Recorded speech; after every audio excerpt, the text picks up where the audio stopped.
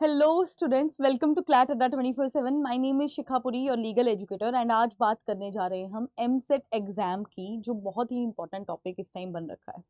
अब बहुत बच्चों को एक कंफ्यूजन है कि देखिए, एमसेट एग्जाम आपको भी पता है 3 ईयर की पर्टिकुलरली मैं बात कर रही हूँ कि वो है मार्च में, और मार्च में ही हमारे बोर्ड्स भी आते हैं। तो बच्चे अब इतने कंफ्यूज हो रखे हैं कि हम किसमें फोकस करें, हम एमसेट पे फोकस करें कि या फिर हम अपने बोर्ड्स के एग्जाम पे फोकस करें। तो एक जो है बहुत इंपॉर्टेंट चीज आपसे डिस्कस करना चाहूंगी। अभी क्या है, हम पहले बचपन से सुनते आ रहे थे कि मार्क्स लाओ, मार्क्स लाओ, मार्क्स लाओ। लेकिन कुछ सालों से ना ये चीज चेंज हो गई है। अब यहाँ पर एक चीज आ जाती है कि मार्क्स से कुछ भी नहीं होता, तुम्हारे पास टैलेंट होना चाहिए, तुम्हारे पास नॉलेज होनी चाहिए, मार्क्स वगैरह से कुछ नहीं होता। तो सबसे पहला क्वेश्चन तो कि ये जो बोर्ड्स के मार्क्स हैं, क्या ये मैटर करते हैं या नहीं करते, सबसे पहला तो यही सवाल आ जाता है।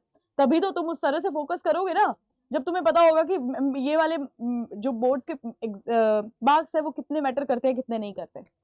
तो एक बात तुमको बता दूं बच्चा, आप कहीं भी जाएंगे, आपकी 12th की मार्कशीट ना लगती ही लगती है।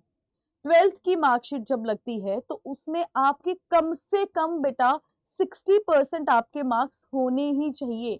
60% एक ऐसा नंबर है जो बहुत ही ज्यादा इंपॉर्टेंट है। मैं बोलूंगी कैटेगरी वाइज के लिए तो ओके, लेकिन अगर आप जनरल कैटेगरी के हैं तो एम रखिए कि 70 आपको आए ही आए। ठीक है, 70% तो आए ही +2। तो मार्क्स मैटर नहीं करते ऐसा नहीं है, मार्क्स बिल्कुल मैटर करते हैं बेटा। ठीक है, इतने परसेंट क्यों, अब मैं क्यों ये बोल रही हूँ कि 60% आए या फिर 70% आए। बेटा आप ना किसी भी, आप जो है मान लीजिए आपका एमसेट का पेपर बहुत अच्छा हुआ, आपको अच्छा कॉलेज मिल गया, ठीक है, ओके। उसके बाद क्या, जब प्लेसमेंट्स के लिए लोग आएंगे तो आपकी 12th की मार्कशीट जो है वो पूछी जाएगी। ठीक है, तो 12th की मार्कशीट 60 और 65% होना बहुत जरूरी है। आप कोई भी और जो एग्जामिनेशन बाद में भरेंगे उसमें भी 60-65 जरूरी है। अगर आप मान लीजिए जुडिशरी का पेपर भरते हैं तो जुडिशरी के पेपर में अब तो लॉ में भी एक पर्टिकुलर क्राइटेरिया दे दिया है कि भैया इतने मार्क्स होने चाहिए। ठीक है, तो इतने ये जो मार्क्स है ना, मार्क्स की गेम शुरू से, अब आजकल जो न्यू चीज चली है कि मार्क्स जो है इंपॉर्टेंट नहीं होते, ऐसा नहीं है बेटा। मार्क्स जो हैं इंपॉर्टेंट अब होते हैं, और मार्क्स आपके कितने आने चाहिए, 60-65% तो आने ही चाहिए। ठीक है मैम, आप इतना बोल रहे हो कि मार्क्स होने चाहिए, इतने तो आने ही चाहिए, तो फिर अब सॉल्यूशन क्या है। तो पहले एक कैटेगराइजेशन कर लेते हैं बच्चा, किस चीज की कैटेगराइजेशन कर लेते हैं कि हमारे, मैंने ये बड़ी मेहनत से बनाया था ये जो था। ठीक है, अब एक चीज की बात कर लेते हैं कि हमारे जो एमसेट और हमारा बोर्ड, इसमें थोड़ा सा डिफरेंस देख लेते हैं। ऑब्वियसली आपको तभी पता चलेगा ना कि क्या डिफरेंस है। तो एमसेट और आपका बोर्ड में क्या डिफरेंस है। पहला डिफरेंस तो मैं ये बोलना चाहूंगी बेटा कि हम सबको बोर्ड्स का एक चीज क्लियर होती है, हमने ना ये 1 साल से हम बोर्ड्स का पढ़ रहे हैं। 1 साल से आप बोर्ड का पढ़ रहे हो कि आखिर क्या आता है क्या नहीं आता है, आपको ये पता है, साल से पढ़ रहे हैं। लेकिन एमसेट की बात करूं तो मुझे पता है बहुत ज्यादा बच्चे ऐसे हैं जो नहीं पढ़े, जो पहले उन्होंने पढ़ाई नहीं की और अब करेंगे। तो आपके पास एमसेट के लिए कितना टाइम है, सिर्फ और सिर्फ 2 मंथ्स का टाइम है अब तो बचा हुआ। ठीक है मैम, ये बात भी हो गई। उसके बाद में हमें देखो, बोर्ड्स के पेपर ऐसे होते हैं ना, हमारे पास पर्टिकुलर पूरी बुक्स होती हैं, हमें बुक्स का पता है, हमें सिलेबस का पता है, एग्जैक्ट सिलेबस का पता है कि क्या आएगा। लेकिन क्या यही बात मैं कॉम्पिटिटिव एग्जामिनेशन के बारे में बोल सकती हूँ? बिल्कुल भी नहीं। तो कंपटीशन की अगर मैं बात करूं तो मुझे नहीं पता कि एग्जैक्ट क्या आएगा। हाँ, मैं बता सकती हूँ आपको कि ये टॉपिक्स हैं जो आ सकते हैं, लेकिन तब भी मैं बोलूंगी कि आ सकते हैं, एग्जैक्ट नहीं पता कि बच्चा वो आएगा कि नहीं आएगा। ठीक है, ये कुछ पॉइंटर्स हैं जो हमारे इसमें डिफरेंस की बात आ जाती है। ठीक है, अब यहां पर एक और बात आ जाती है कि मैंने तुम्हें बोला ना कि रैंक्स इंपॉर्टेंट, देखिए मार्क्स इंपॉर्टेंट है, बिल्कुल इंपॉर्टेंट है बच्चा, मार्क्स आपके इंपॉर्टेंट है। लेकिन अगर मैं यहां पर बात करूं तो आपका रैंक भी इंपॉर्टेंट है बेटा। इंपॉर्टेंट है कि नहीं है, तो रैंक भी इंपॉर्टेंट है। तो मैम आप हमें डरा तो रहे हो, आपने हमें ये सब कुछ बता तो दिया कि रैंक मार्क्स ये सब कुछ, लेकिन अब इसका सॉल्यूशन क्या है। हम तो सॉल्यूशन देखने के लिए आए हैं ना मैम, हम तो इसलिए ही आए हैं कि आप हमें बताएं कि इसका सॉल्यूशन क्या है। तो ठीक है बेटा, सॉल्यूशन की अब बात करते हैं। ठीक है, एक सेकेंड बच्चा। ठीक है, तो अब हम बात करते हैं सॉल्यूशन की, कि सॉल्यूशन आखिरकार इस चीज का क्या होगा। सॉल्यूशन आपका इस चीज का वन एंड फॉरमोस्ट अगर मैं बोलूं तो सॉल्यूशन बेटा आपका एक चीज है, और वो है टाइम टेबल। आपको टाइम टेबल फॉलो करना पड़ेगा, स्ट्रिक्टली फॉलो करना पड़ेगा, और जो मैं अभी आपको बताने वाली हूं अगर उसको आप फॉलो कर लेते हो तो आपके लिए बहुत ही ज्यादा बेटर हो जाएगा, चीजें बहुत बेटर हो जाएगा बेटा। तो सबसे पहले तो हमें टाइम टेबल एक बनाना पड़ेगा, उसके लिए उसको फॉलो करना पड़ेगा। टाइम टेबल के लिए मैंने आपके लिए पर्टिकुलर वीडियो बना रखी है कि किसी भी एग्जाम के लिए कैसा टाइम टेबल होना चाहिए, एक तो आप वो देख लेना। साथ ही अब आपको बताती हूँ, अब आपको पता है कि हमारे पास कितने महीने तो मैं नहीं बोलूंगी कि कितना टाइम है। तो हमारे पास पर्टिकुलरली अगर मैं लमसम देखूं तो बेटा हमारे पास ये जैन है, अभी थोड़ा सा टाइम, फेब हमारे पास पूरा है, और मार्च तो मैं क्या ही उसको बोलूं, 10 दिन हमारे मार्च के हैं, ठीक है। तो ये हमारे जन, फेब और मार्च अभी हैं। तो हमें इसको किस तरह से डिस्ट्रीब्यूट करना है बेटा। जन के लिए हमें सबसे पहले तो आपको मैं रूल्स बताऊंगी कि जन में हम कौन सा रूल अपनाएं, फेब में कौन सा रूल अपनाएं, और मार्च में कौन सा रूल अपनाएं। तो जन में हमें रूल अपनाना है 5-2। जन में अभी जितना टाइम है 5-2, क्योंकि अब 5-2 क्या है बेटा, 5 घंटे आपको एमसेट के लिए देने होंगे, और 2 घंटे आप अपने बोर्ड्स के लिए अभी दे दो, ठीक है।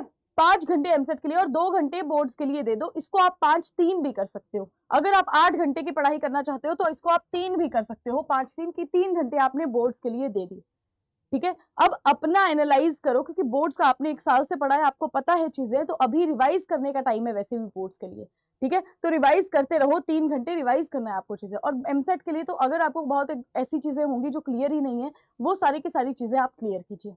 अब आ गया हमारा फेब में क्या करना है मैम, तो फेब में हमें रूल अपनाना है 4-4 का। तो फेब में आप क्या रूल अपनाएंगे, 4-4। अब उसमें हमें बोर्ड्स के लिए भी टाइम देना है, तो बोर्ड्स के लिए जब टाइम देना होगा तो टाइम बढ़ाना भी पड़ेगा। तो 4-4 मतलब कि एमसेट आप क्या क्या करेंगे, एमसेट के लिए आपके पास 4 घंटे होंगे, और आप बोर्ड्स के लिए भी कितने घंटे दोगे, 4 घंटे आप बोर्ड्स के लिए भी दोगे, और उस तरह से आपको ये पढ़ना पड़ेगा, 4-4 घंटे दोनों के लिए, ठीक है। वही कि अपना बताना है कि मुझे अभी 4 घंटों में क्या करना है, क्या कवर नहीं करना है। अब एमसेट के लिए अगर मान लीजिए जन में आपने मेजर ऑफ द चंक जो है वो कवर कर लिया है, तो अब उसके बाद में जो छोटा छोटी चीजें हैं उसको कवर कीजिए, ठीक है। जो मोस्ट इंपॉर्टेंट चीजें हैं वो आपको जन में कवर करनी है, और उससे कम चीजें इंपॉर्टेंट आपको फेब में कवर करनी है। अब उसके बाद में हमारा क्या आ जाता है बेटा, उसके बाद में हमारा आ जाता है मार्च। अब मार्च के 10 दिन है, ठीक है। एमसेट के लिए तो 10 दिन है, और आपके +2 के लिए तो जो आपके अपीयरिंग आप इसमें होंगे, तो उसके लिए आपके पास क्या बच जाता है बेटा।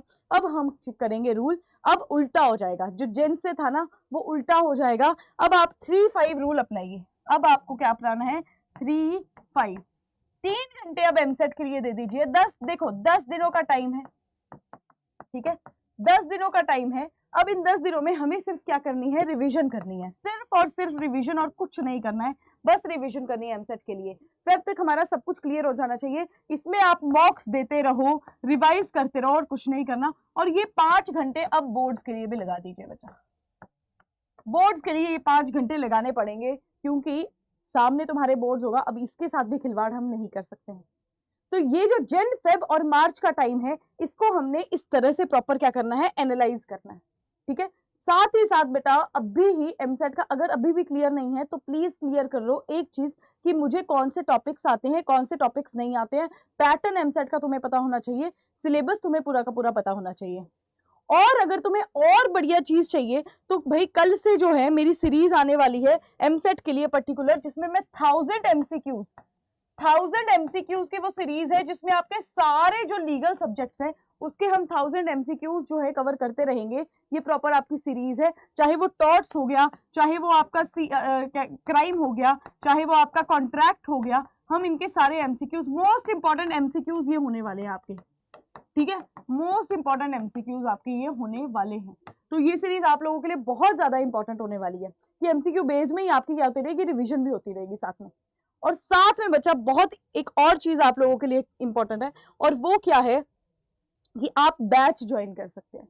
बैच अगर ज्वाइन करेंगे ना, मैं हमेशा कहती हूँ कि एक सिस्टमैटिक स्टडी के साथ हमको काम करना है। तो जब सिस्टमैटिक स्टडी के साथ काम करोगे तो आपको एक गाइडेंस चाहिए होगी, गुरु की जरूरत होगी और बैच चाहिए होगा, क्योंकि एक को फॉलो कीजिए, सबको फॉलो मत कीजिए। चाहे वो इधर का बैच यूज कीजिए, चाहे वो कहीं का भी बैच यूज कीजिए, बट आई वुड सजेस्ट कि बैच आपको ले लेना चाहिए। तो हमें गूगल पर जाना है और अड्डा 24/7 को आप सर्च करेंगे। जब आप यहाँ पर साइट में जाते हैं तो ऑल कोर्सेज में जाके हमें कहाँ जाना है, UG and PG entrance exam में जाना है और लॉ एंट्रेंस में। लॉ एंट्रेंस में जब आप जाते हैं तो एमसेट का आपके यहाँ पर जो है वो बना हुआ है। अब 3 ईयर के लिए और 5 ईयर के लिए दोनों के लिए आपका बैच उपलब्ध है। 3 ईयर की हम बात कर रहे हैं तो 3 ईयर पे हम क्लिक करेंगे और उसके बाद में देखिए यहाँ पर जो है आपका जो हम जब बैच जो है कोड यूज करेंगे, और वो कोड क्या होगा, अगर आप कोड यूज करते हैं पूरी 80, पूरी मेरा सरनेम है और 80 हमारा क्या है, 80% आपको डिस्काउंट अभी मिल रहा है बच्चा। तो आपका सीधे ये डिस्काउंट 6900 में, 6900 में आपका एक एमसेट क्लियर हो रहा है। बोर्ड की भी आपको टेंशन बिल्कुल भी नहीं लेनी है, क्योंकि इस तरह से हमने टाइम टेबल बनाया है ताकि आपका बोर्ड का भी चलता रहे चीजें, उसमें भी आपका बीच में ऐसा ना है कि भैया बोर्ड भी आ गया बीच में और आपका एमसेट भी आ गया बीच में, तो अब हम किस पे फोकस करें। तो इस तरह से हमारा टाइम टेबल है कि हर चीज आपकी बहुत अच्छे से जाने वाली है।